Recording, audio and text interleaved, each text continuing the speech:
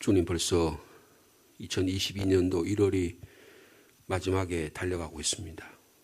우리 세월이 흘러가듯 운생이 떠나면 우리가 얼마든 살든 주님 앞으로 갈 날이 점점 다가옵니다. 우리의 소망이 되시고 우리의 길이요 진리요 생명 되신 주님, 지난 한 주간도 주님 따라 여기까지 왔습니다.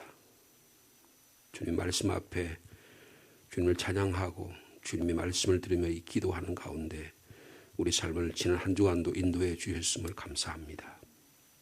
이제 저희 민속의 명절 구정을 맞이하면서 우리의 삶의 모습을 다시 되돌아보게 하시고 우리 안에 가정이 얼마나 소중한지, 주님의 믿음의 공동체가 얼마나 귀한지, 함께 모여 예배한 일이 얼마나 아름답고 선한 일인지 깨닫게 하여 주옵소서.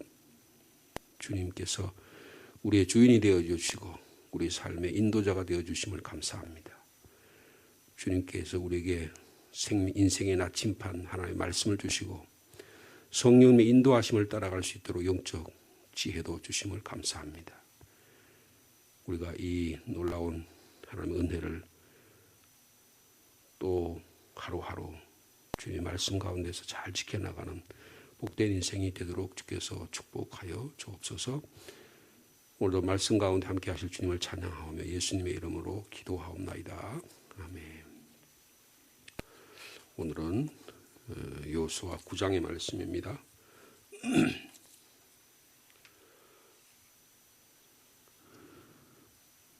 여호수아 9장 1절 말씀부터 15절까지 말씀이 되겠습니다. 먼저 양해 말씀 하나 드릴 거는 월요일부터 이제 우리 민속의 명절 구정입니다. 그래서 우리 당회에서 우리 구정 때 그러니까 1월 31일이죠. 그리고 2월 1일, 2일, 3일 동안 새벽 기도회를 잠시 중단하기로 했습니다. 그리고 수요일 날 2월 2일 날 수요 기도회도 이번에 중단하기로 했습니다. 여러분 양해해 주시고요. 대신에 우리 교회에서 준비한 가정 예배를 위한 예배 순서지를 준비했습니다. 이렇게 해주시고 그래서 제가 오늘 원래 이게 우리 순서에 따르면 2월 달 말씀인데 오늘 미리 앞당겨서 어저께하고 오늘 이렇게 말씀을 2월 2일 말씀까지 함께 묵상하게 됩니다. 여러분 이해해 주시고 새벽 기도 시간은 다음 주 월, 화, 수는 쉰다고 하는 거 기억해 주시면 감사하겠습니다. 어저께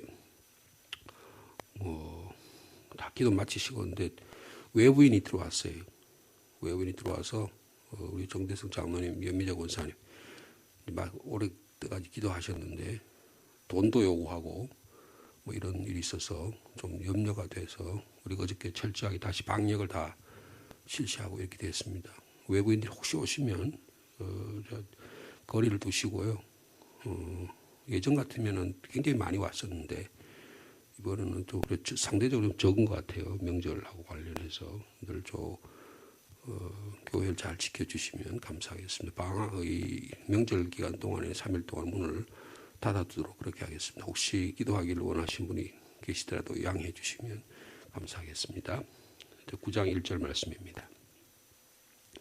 2일 후에 요단 서쪽 산지와 평지와 레바논 앞 대해 연안에 있는 헷 사람과 아모리 사람과 가나안 사람과 브리즈 사람과 히위 사람과 여부스 사람의 모든 왕들이 이 일을 듣고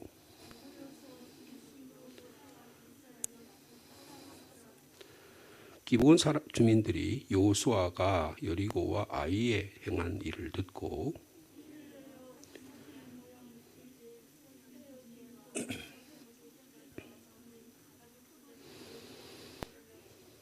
그 발에는 낡아서 기운 신을 신고 낡은 옷을 입고 다 마르고 곰팡이 난 떡을 준비하고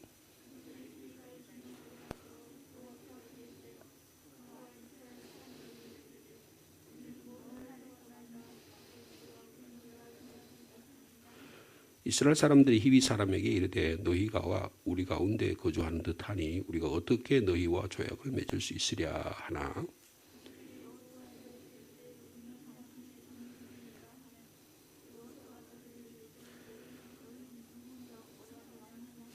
그들이 여호수아에게 대답하되 종들은 당신의 하나님 여호와 이름으로 말미암아 심히 먼 나라에서 왔사오니 이는 우리가 그의 소문과 그가 애굽에서 행하신 모든 일을 들으며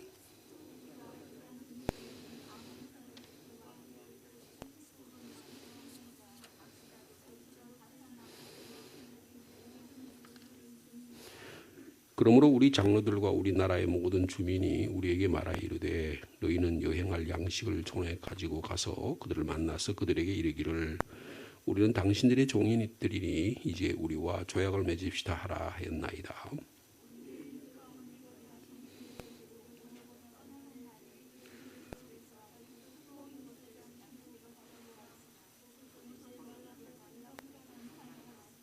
또 우리가 포도주를 담은 이 가죽 부대도 새 것이었으나 찢어지게 되었으며 우리의 이 옷도 신도 여행이 매우 길었으므로 낡아졌나이다 한지라.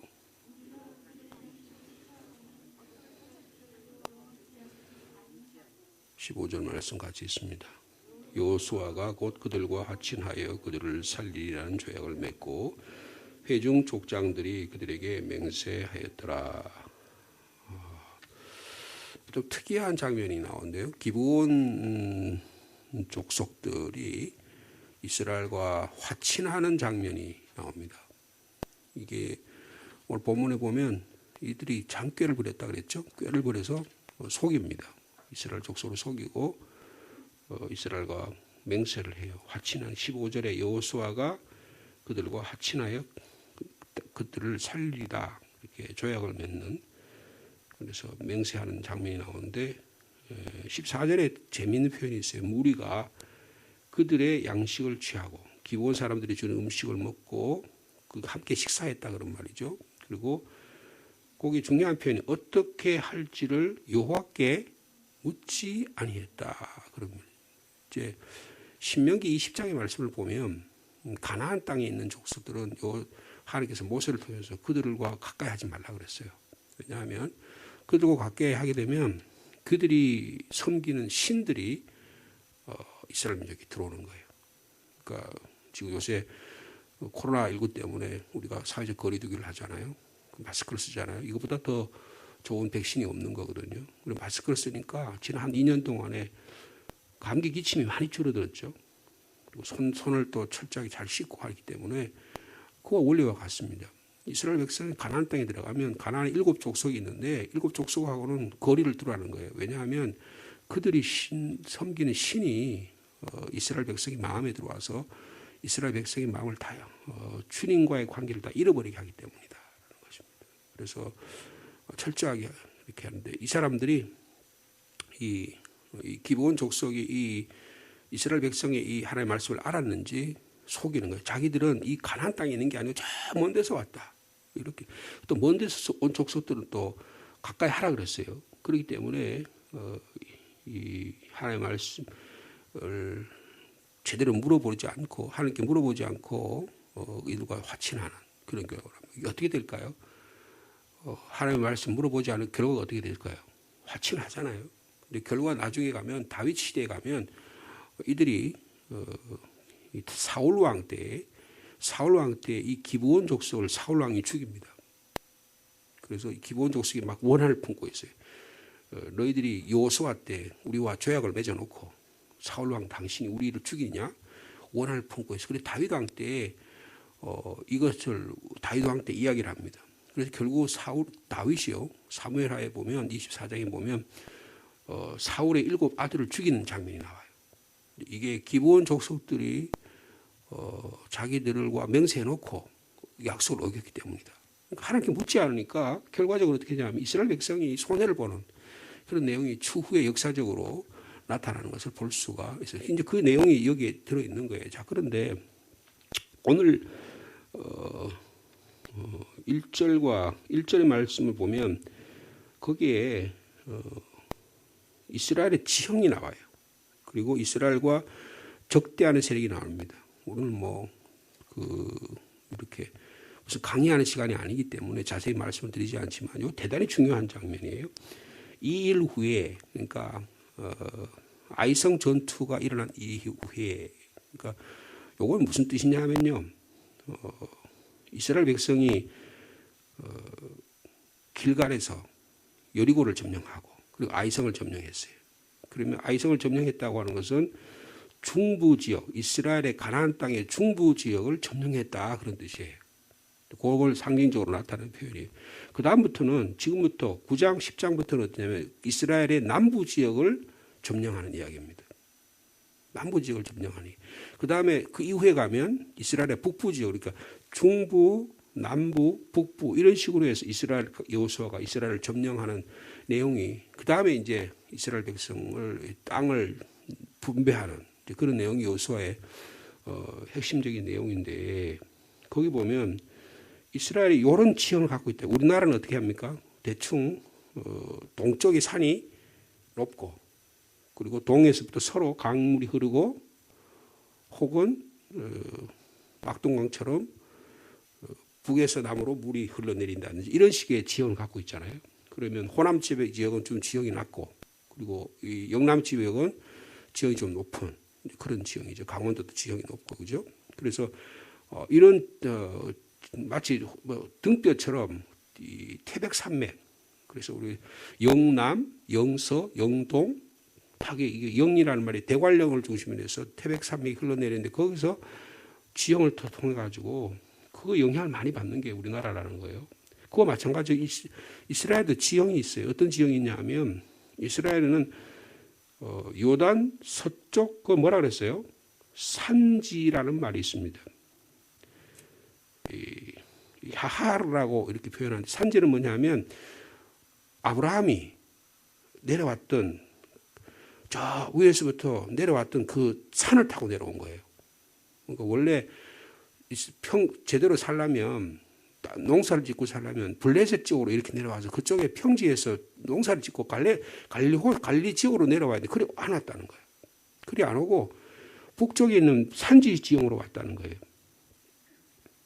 그래서 이 산지는 주로 세 곳이 있는데 베델 산지, 그 다음에 예루살렘 산지, 그 다음에 헤브론 산지 이렇게 베델, 그 다음에 예루살렘, 헤브론 이 중심적인 높은 산들이에요. 그 산들을 타고 내려왔다는 거예요. 그래서 이스라엘 백성은 주로 거기에 도읍을 세우고 거기에 중심으로 살아가는. 그래서 이 산지가 대단히 중요합니다. 그래서 일부러 쓴 거예요. 서쪽 산지와 그다음 뭐라 그랬어요? 평지. 이건 뭐 그냥 읽으면 아무도 아닌 것 같지만 이거 대단히 중요한 말이에요. 평지라면 셰펠라라고 하는 것인데 이스라엘에서는 저 지중해 쪽에 있는 거기를 블레셋 평야라 그럽니다. 지대가 낮아요. 바닷가와 가까우니까. 거기하고 예루살렘하고 고도 차이가 한 얼마냐면 800m 정도 나요. 그러면 이 평지하고 산지 사이를 거기를 뭐라면 평지라 그래요.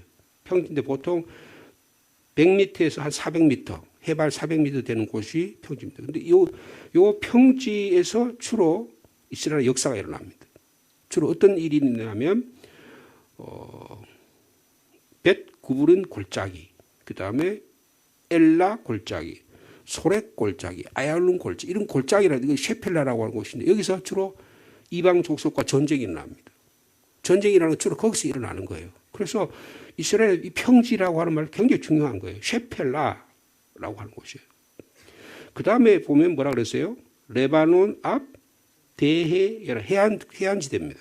그러니까 이렇게 북으로부터 헤르몬 산으로 해서 갈릴리 호수에서도 사해까지 이 요단강이 흐르잖아요. 그 요단강 동쪽은 전부 다 요르단 땅이거나 이스라엘 백성 땅이 아니에요. 그러면 이쪽 서쪽 지역이 주로 가나안 땅인데 가나안 지역에 바로 그 요단강 바로 위가 이 산지예요. 높은 산으로 되어 있어요. 마치 우리나라의 이 영남 지역의 태백산처럼 여기 쫙 허리처럼 그렇게 되어 있다. 그 다음에 그 밑에 지역이 셰펠라고 그 다음에 해안 지역 이렇게 되어 있다는 거예요. 그걸 지금 설명하는 거예요. 그리고 거기에 사람들이 사는데 어떤 족속이 살죠? 가나안 사람, 그 다음에 헷 사람이 먼저 나오죠. 헷 사람, 아모리 사람, 가나안 사람, 브리스 사람, 히위 사람, 여부스 사람. 이런 족속들을 여기 소개하고 있습니다. 가나안 7족속이 정확하게 하면 가나안, 헷, 히위, 브리스, 기르가스, 아모리, 여부스 이런 족속입니다. 여기에 지금 6족속을 이야기하는데 그중에 한 족속이 거기 뭐 히위라고 하는 족속이 있어요. 근데 히위 족속이 지금 어떻게 하냐면 그들의 이름이 기브온 족속들이에요. 히위 족속 중에 기브온 사람이 거기 소속되어 있는 거예요. 자, 그런데 이들이 모든 왕들이 이 일을 듣고 무슨 말이에요? 여리고성과 아이성이 함락된 소식을 듣고 그 말이에요. 듣고는 모여서 일심으로 여호수아와 이스라엘에게 맞서서 싸우려고 했다 그랬습니다. 이때가요 한 주전 한 1400년 경이라고 생각할 수 있는데요. 이때는 이 가나안 땅이 막 외국 사람들이 막 다른 나라에 있는 사람들이 막 몰려올 때예요. 예를 들면 지금의 터키, 크레타, 저 그리스 거기는 그걸 해양 족속이라고 하는데 그 해양 족속들이 대이동을 합니다. 그래서 이동해서 어디에 정착하냐면 주로 이집트 북쪽, 그 다음에 이 팔레스틴 이 땅에 들어와요. 그러니까 이때 팔레스틴 블레셋 사람도 그때서 온 거예요. 블레셋 사람이 그러니까 원래는 거기 원래 토착민이 아니에요. 저 다른 어떤 바다에 살던 섬에 살던 족속들인데 그들이 먹고 살기 어려웠는지 배를 타고 오는 거예요. 와가지고 이 가나안 땅에 있는 이쪽으로 정착을 합니다. 그때는 그러니까 가나안 땅을 지배하는 절대적인 왕자가 없었어요. 이스라엘 민족도 똑같아요. 이스라엘 민족도 430년 동안 애굽에서 노예 생활하다가 그 사람 모세 이끌고 가나안 땅에 들어온 거예요. 그리고 여호수아 지금 시대에 들어온 거예요. 그러니까 이 지역은 땅 따먹게 하는 거예요. 말하자면 누가 이 땅을 빼올 것을 그 다윗 시대까지는 이 땅을 점령하는 그 강한 싸움이 계속 진행되는 거예요. 그 중에서 이제 여호수아가 이 땅을 점령하는데 거기에 갈등이 이런 여러 가지 족속들이 있는데 그 중에 이 족속들이 뭐 헷 족속으로 비롯해서 여부스라고 하는 것은 예루살렘을 이야기하는 거예요. 나중에 여부스를 점령한 다음 예루살렘 성이 생기는 이야기. 그래서 이게 하나하나가 다 이렇게 간단하게 썼지만 이 이야기만 해도 전 이스라엘의 지형 그리고 전 이스라엘 역사를 이야기하는 기본적인 것이 된다는 것을 볼 수가 있는 것입니다. 이게 이렇게 눈에 드러나면 여러분이 성서적인 지식이 분명한 거고 여러분 성서적인 지리적 지식이나 그다음 인종적 지식이나 이런 것들을 잘 알고 계셔야 돼요. 그래서 성경에 대한 내용을 잘 알 수가 있는 것이죠. 자, 그런데 이스라엘 백성들이 이 플레셋 땅에 들어왔잖아요. 그죠? 여호수아를 통해서 가나안 땅에 들어왔잖아요. 가나안 땅에 들어왔을 때 하나님께서 이스라엘 위해서 무슨 일을 하셨다. 그런 일이 예를 들면 라합이 어떻게 했어요? 여리고성에 있던 여인 라합이 하나님은 성천하지 하나님이시다. 당신들이 애굽에서 하나님께서 애굽에 홍해 강물을 내려가지고 기적같이 건너는 우리가 다 들었다. 그리고 오늘 본문에 있는 것처럼 당신들이 그 소문들이 다 들려가지고 헤스본 왕 시온과 바산 왕 옥을 죽였던 이야기를 들었다. 그렇게 지금 라합이 이야기하잖아요. 그래서 라합이 개종을 합니다. 소위 말하자면 이스라엘 민족으로 들어오는 거예요. 그죠? 여기도 지금 이 기브온 족속에게 그 일을 하는데 근데 그러니까 하나님께서 가나안 사람들에게 이스라엘에 들어왔을 때 어떤 반응? 두 가지 반응이 있는 거예요. 첫 번째 반응은 뭐냐면 야, 저 민족 저거 강하네. 우리가 꼼짝없이 당하네. 그러면서 그렇게 반응하는 거 있느냐면 이번에는 안 당해. 여리고 성처럼 무너지지도 않고 아이 성처럼 무너지지도 않아. 이번에 어떻게 되냐면 대동단결을 하는 거예요. 그래서 2절 말씀 보여서 어떻게 합니까? 일심으로 여호수아와 이스라엘에게 맞서서 싸우려겠다. 그러니까 무슨가 연합군을 형성하는 거예요. 여러분 지금 이스라엘이 있잖아요. 이스라엘이 있는데 이스라엘이 주변에 요르단, 레바논, 시리아, 그 밑에 사우디아라비아 조금 더 빗나가면 그 위에 이란, 이라크가 있잖아요. 그 다음 이쪽 왼쪽으로는 에집트가 있죠. 이 사람들 다 아랍 족속들이에요. 아랍 족속들은 이스라엘과 적대적인 관계입니다. 그래서 지금 늘 싸우는 거예요. 그럼 이스라엘은 어떡하냐? 그 중에서 누구를 우리 편으로 할 거냐? 여러분 이스라엘하고 좀 친한 나라가 어딜 것 같아요? 지금 에집트입니다. 에집트하고 옛날에 6.1 전쟁도 하고 했지만 지금은 아주 친한 사이예요. 땅 뺏기 해가지고 시나이 반도를 다 뺏었는데 그거 다 이집트한테 돌려줬어요. 예? 그러니까 이집트가 별로 싫어할 이유가 없는 거예요. 그리고 이스라엘 성지순례 한다 그러면 또 애굽에 와서 해서 애굽도 이 관광 수입해가지고 먹고 사는 나라거든요. 예?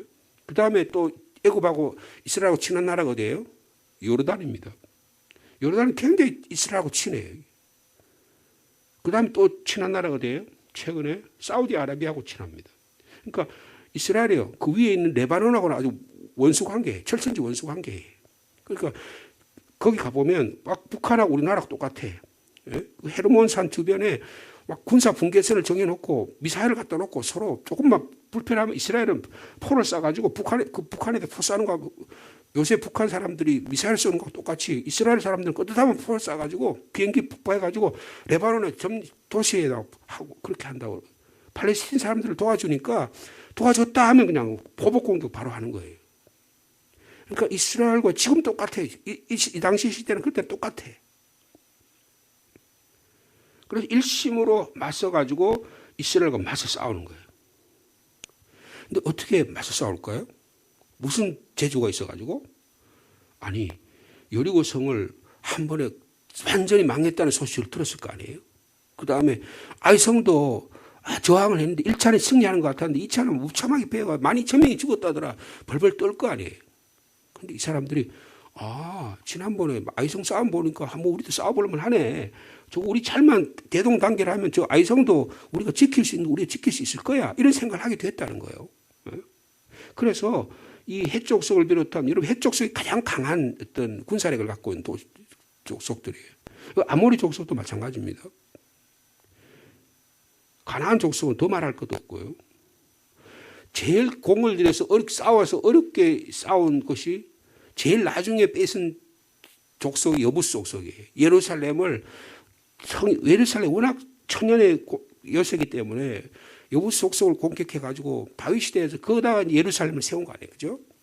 그 정도로 어려운 도시들을 하나하나 점령해가지고 말하는 거예요. 그런데 그 중에 한 족속이 있는데 그게 기브온 족속이에요. 자, 기브온 족속 보세요. 기브온 주민들이 여호수아가 여리고와 아이에 행한 일을 듣고 야, 이랬다가 우리 안 되겠다. 저 다른 여섯 족속들은 지금 이스라엘에 대항하려고 그러는데 이랬다 우리 완전히 죽겠다. 이런 생각을 한 거예요. 그래서 어떻게 합니까? 생각을 바꿉니다. 그래서 이 기브온 주민들은 자기의 정체를 숨겨요. 그리고 이스라엘과 좋은 관계를 맺어야 되겠다. 지금 요르단이나 애굽이나 사우디아라비아 같이 미국이 뒤에서 딱 받아주고 이렇게 해주고 있으니까 괜히 이스라엘 건드렸다면 미국하고 관계가 안 좋아지면 사우디아라비아가 미국하고 관계가 좋잖아요. 그죠? 애굽하고도 사우디아라비아하고 관계가 좋거든요. 그러면 애굽이 적끼리 싸우려고 하면 야야야야 싸우지 마. 그러면서 이스라엘 편도 안 들어주는 척 하면서 또 이란이나 이라크를 또 견제를 하는 거예요. 그래가지고 이라크가 힘 못 쓰게 만드는 거예요. 사우디아라비아가 여러분 이란 이라크하고 완전히 삼각관계입니다. 그래가지고 이스라엘이 그 중간에 서가지고 사우디아라비아하고 이란 이라크 관계를 나쁘게 만들어요. 근데 그 뒤에 누가 있어요? 이스라엘 뒤에 누가 있다고요? 미국이 있는 거예요. 이스라엘 백성에는 이 당시에는 하나님이 계신 거예요. 하나님이 계신 그렇게 이해하시면 돼요. 자, 그러니까 이 이스라엘 적대하는 세력들이 있는가 하면 또 이스라엘과 좋은 관계를 유지하려는 사람들이 있는데 이분들이 기브온 족속들이라는 거예요. 이걸 영적으로 이해하면 이렇게 말할 수 있어요. 하나님의 복음을 전한 우리들에게 복음의 적대자들이 있다는 거예요. 이들은 항상 연합 세력을 형성합니다. 우리가 지난번에 경천대에 달마상 세워놓고 우리가 지금 그다가 막 해가지고 우리가 우리 교회에서 모여서 우리 연합 교회 우리 교회들이 모여서 그거 어떻게 하면 철폐할까? 그때 마침 시장 선거할 때 시장 후보자들 모셔가지고 당신들 이거 철폐하는데 도와주겠냐? 자기들 다 도와주겠다 그래놓고는 시장 되고 나서는 거짓말하고 뒤집어졌죠. 거짓말했죠.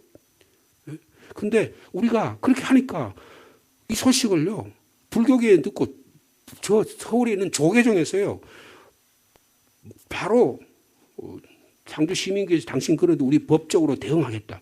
그래가지고 여기 중들이 와가지고 그렇게 하려고 그랬었다고 말해요. 이게 마치 복음에 대한 적대 세력이 있는 것과 똑같은 거예요. 여러분 불교는 그거 참 잘합니다. 뭐 저 민주당의 무슨 국회의원 하나가 말을 한번 잘못했다가 불교에 모여가지고 뭐 전 중들이 5천 명이나 모여가지고 이 정부 탄압한 우리 문재인이가 카톨릭이니까 종교 편향적인 정책을 쓴다 그래서 막 그렇게 해가지고 한번 민주당이 곤욕을 치렀죠, 그죠? 그래가지고 그거 가서 막 108 막 절을 하고 야단 법석을 떨었잖아요. 이런 복음의 적대자들은요, 이 연합 세력처럼 하나님을 적대하면서 교회를 대적합니다. 불의와 부정과 혼란을 위해서 연합하는 거예요. 여러분, 이것이 영적 전쟁이 오늘도 일어나고 있다는 사실을 기억하시기 바랍니다. 그런데 반하면 이 기브온 주민들은 전혀 달라요. 살아남기 위해서 이스라엘과 화친을 청합니다. 언약을 청합니다. 정체를 숨겨요. 접근합니다.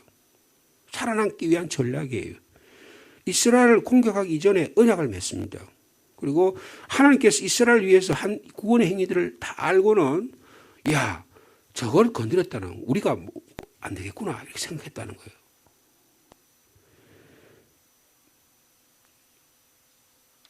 그 4절에 보면 꾀를 내어 사신의 모양을 꾸미고 먼 데서 온 것처럼 보세요. 그 주머니가 헤어진 전대를 차고 왔잖아요. 그리고 신발도 그 가죽 부대도 다 떨어진 것처럼 이제 막 포도주가 툭툭 떨어질 것처럼 그렇게 행세를 하고 등장을 하잖아요. 그다음에 신발도 낡은 신발을 신는 거지. 옷도 낡은 옷을 입고 빵도 말이에요. 우리가 먼 데서 오느라고 딱 신선한 빵을 가는데 지금 다 이게 곰팡이 쓸 정도 이랬다. 우리가 외국에서 왔으니까 우리 좀 도와주라. 그래가지고 어떻게 합니까? 우리와 조약을 맺읍시다. 그렇게 얘기합니다. 그래서 이걸 안 믿어요. 이스라엘 안 믿습니다. 보세요. 이스라엘 사람들 6절에 보니까 7절에 보니까 히위 사람이 이래요. 너희가 우리 가운데 이 주변이 사는 것 같은데 어떻게 우리가 너를 믿을 수 있겠냐. 그러니까 아니다. 우리는 당신의 종이다. 아주 낮게 하면서 도대체 너희들 어디서 왔냐. 여호수아가 물으니까 뭐라 그래요? 여러분 그게 9절과 10절의 말씀입니다. 그들이 여호수아에게 대답하되 종들은 당신의 하나님 여호와의 이름으로 말하면 먼 나라에서 왔습니다. 우리가 하나님 말씀 듣고 하나님 섬기려고 왔다. 그렇게 얘기하는 거예요. 그 다음에 우리가 그의 소문과 그가 애굽에 행한 모든 것을 들었다. 만약에 여러분 당신들이 여리고성에서 한 이야기하고 아이성에서 한 이야기를 이야기하면 어떻게 해요? 요것도 요 가까이 살면서 거짓말하는 거 들통나니까 여리고 이야기 아이성 이야기는 안 해. 그리고 옛날 이야기를 들었다는 식으로 이야기를 해. 그리고 10절에 보니까 바산왕 시온과 바산왕 옥에게 행했던 일을 우리가 들었다. 그렇게 이야기하면 속이는 거예요. 그런데 이스라엘 백성이 이것을 꼴딱 속아 넘어갑니다. 그래서 당신들 우리 한번 조약을 맺읍시다. 14절 말씀 한번 보십시다. 그리고 이 우여곡절 끝에 이스라엘 백성이 속아 넘어갑니다. 그래서 제대로 캐보지도 않는 거예요. 그래서 14절에 무리가 이스라엘 민족이 그들 즉 기본의 양식을 취하고 어떻게 할지를 여호와께 묻지 아니하고 이스라엘 어리석음. 그러니까 이 이스라엘 민족이 굉장히 영리한 민족이거든요. 근데 야곱 같은 사람이 있잖아요, 그죠? 야곱이라는 건 영리하다는 뜻이에요. 그 형 에서를 속이면서까지 자기 것을 취할 줄 아는 사람이에요. 이스라엘 민족이. 근데 그보다 더 똑똑한 사람이 있는 거예요.